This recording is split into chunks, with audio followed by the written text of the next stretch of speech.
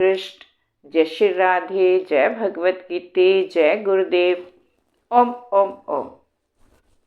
आज श्रीमद् भगवत गीता जी के द्वितीय अध्याय श्लोक 15 का सरल भावार्थ।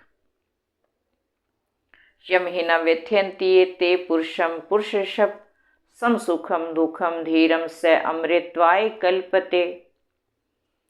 हे अर्जुन, जिस मनुष्य को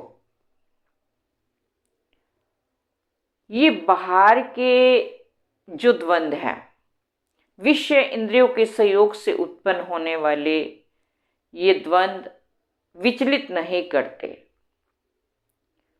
जो धीरवान पुरुष सुख दुख में भी सम बना रहता है, प्रत्येक स्थिति में जिसके अंदर समता स्थिरता बनी रहती है, वही धीरवान मनुष्य अमृत तत्व का अधिकारी होता है, अर्थात मोक्ष पद को पाने का अधिकारी वही जीव होता है। पूर्व श्लोक की तरह इस श्लोक में भी भगवान अर्जुन को बता रहे हैं कि संसार के अंदर इंद्रियां और जो इंद्रियों के विषय हैं, शब्द रस गंध स्पर्श आदि, ये जो इंद्रिय के विषय हैं, इनके संयोग से जीव के अंदर अनेकानेक द्वंद्व उत्पन्न होते हैं। राग द्वेष, सुख दुख, अनुकूलता प्रतिकूलता, कभी लाभ कभी हानि।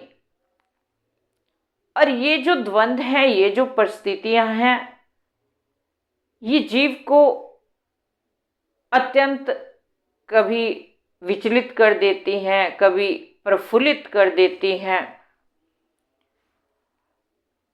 तो व्यक्ति पूरा जीवन इन्हीं द्वंद्वों के झूले में झूलता रहता है, कभी सुख में हर्षित, दुख में व्यथित पीड़ित। तो भगवान कहते हैं कि जो धैर्यवान मनुष्य है, धीरवान अर्थात जिसकी बुद्धि परमात्मा के ध्यान में लगी हुई है, जिसकी बुद्धि सहजता से एकाग्रता में स्थिर है, और ऐसा धीरवान मनुष्य इस श्लोक के अंदर भगवान ने अर्जुन को एक नया नाम से संबोधन किया, पुरुषोत्तम नाम से, पुरुष ऋषभ नाम से। ऋषभ यहां कहा गया है श्रेष्ठता को।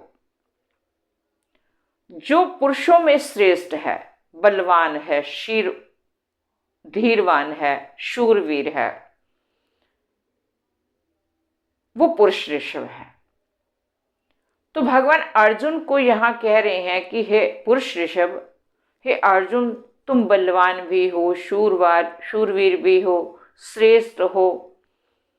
तो हे पुरुष ऋषभ, जिस जीव को ये बाहरी परिस्थितियां, अनुकूलता प्रतिकूलता, सर्दी गर्मी आदि जो द्वंद्व है, विचलित नहीं करते, क्योंकि ये सब द्वंद्व जो है आने जाने वाले हैं। सर्दी आई, निश्चित है सर्दी जाएगी,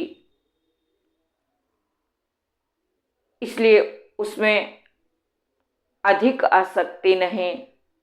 ग्रीष्म ऋतु आई है तो अत्यंत व्यथित नहीं। शीत उष्ण बताया गया है अनुकूल और प्रतिकूल परिस्थितियों को। अनुकूलता में शीतलता और प्रतिकूलता में उष्णता, विचलित होना। तो सर्दी आई है, गर्मी भी आएगी। सुख आया है तो दुख भी साथ रहता है। जब दुख आए तो अत्यधिक विचलित नहीं, क्योंकि अगर सुख नहीं रहा तो दुख भी बहुत देर तक रहने वाला नहीं है। तो ये सब आने जाने वाले हैं, निरंतर रहने वाला कुछ नहीं संसार के अंदर, क्योंकि संसार गतिशील है, परिवर्तनशील है। तो इसका जो परिवर्तनशीलता का स्वभाव है उसे बदला नहीं जा सकता। तो संसार तो अपने नियम के अनुसार परिवर्तित होता रहेगा। हमें उसके अंदर आने वाली परिस्थितियों से अधिक विचलित नहीं होना चाहिए। तो भगवान कहते हैं जो धीरवान मनुष्य,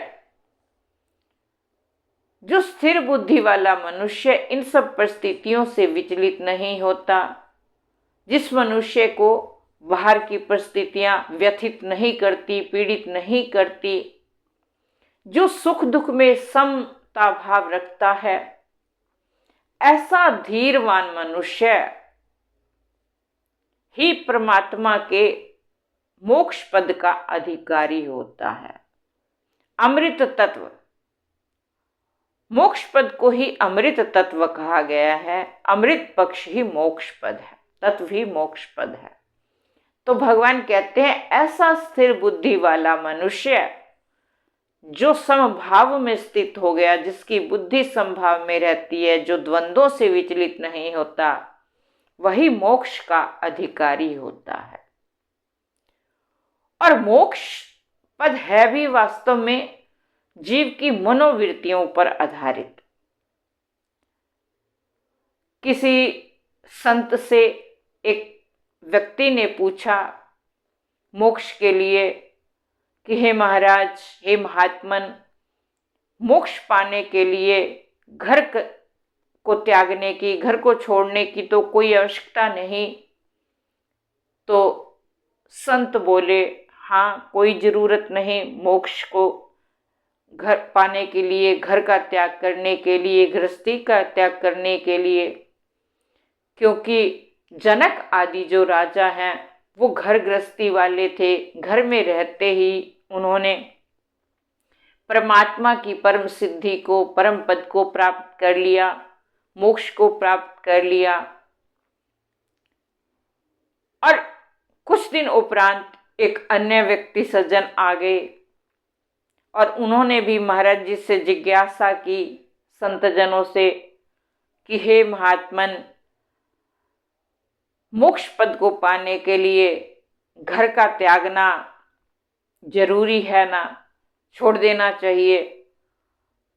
तो संतों ने, महापुरुषों ने वहाँ पे भी सहमति बना दी कि हाँ, छोड़ देना चाहिए, क्योंकि अगर ऐसा ना होता तो हमारे ऋषि मुनिजन जंगलों में जाकर तपस्या क्यों करते। तो इस प्रकार दोनों को, मनोवृत्तियों को जानकर दोनों को अलग अलग मार्ग बताए। कुछ दिन उपरांत दोनों जनों का, सज्जनों का मेल हो गया। तो उन्होंने आपस में चर्चा की मोक्ष के लिए। तो दोनों के मत के अंदर भेद था। जब पता चला कि दोनों के मत भेद में एक ही संत महात्मन का विचार है, तो दोनों वहीं महाराज जी के पास, संतों के पास गए और पूछा कि हे महात्मन, आपने हम दोनों को अलग अलग विचार मोक्ष के लिए, अलग अलग मत बताए। तो महात्मन मुस्कुरा कर बोले कि आपकी मनोवृत्तियों के अनुसार ही मोक्ष का मार्ग बतलाया गया। आपकी मनोवृत्ति एक की घर त्यागने की नहीं थी और एक की घर छोड़ने की थी। तो दोनों का लक्ष्य तो एक था, लेकिन मार्ग अलग थे। तो जिस जिस मनोवृत्ति के अनुसार जीव जिस सिद्धि को पाना चाहता है वो अपने आप में श्रेष्ठ है। तो मनोवृत्तियों पर ही, जिसने अपने मनोवृत्तियों को जीत लिया, जिसका मन नियंत्रित हो गया, जो विषय भोगों से, इंद्रिय भोगों से अधिक ना तो विचलित होता है और ना ही हर्षित होता है, वास्तव में वही मनुष्य मोक्ष पद का अधिकारी होता है। इंद्रिय विषय भोग आ गए तो भी अच्छा, मिल गए तो सहज भाव से उपभोग, नहीं मिले तो अधिक व्यथित होने की जरूरत नहीं, क्योंकि ये सब द्वंद्व परिस्थितियां आने जाने वाली हैं, बदलने वाली हैं। तो जीव को निरंतर एक सहज भाव से निरंतर परिस्थितियों का वेग को सहन करना चाहिए। जय श्री कृष्ण, जय श्री राधे, जय भगवत गीते।